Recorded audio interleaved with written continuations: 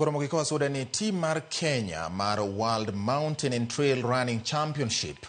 Oduogo pachoka kawuono toka kanologi e nus fainol mar laro okombe mar piny mangima. Kenya yudo silver kokalo kuom Richard Omaya eka Patrick Kipngeno omiyo Kenya bronze.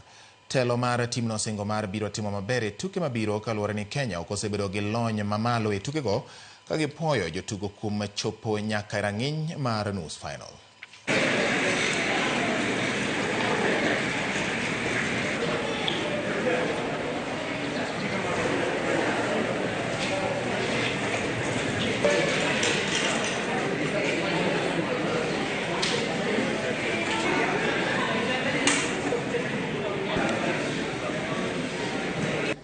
Na timu ilifanya vizuri.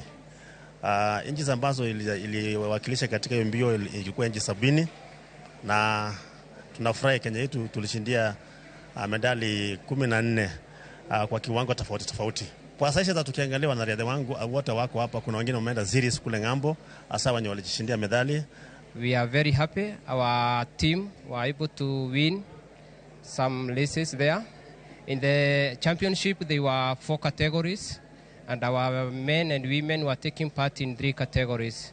So in the uphill, we had good in men category. We were position 2 and 3.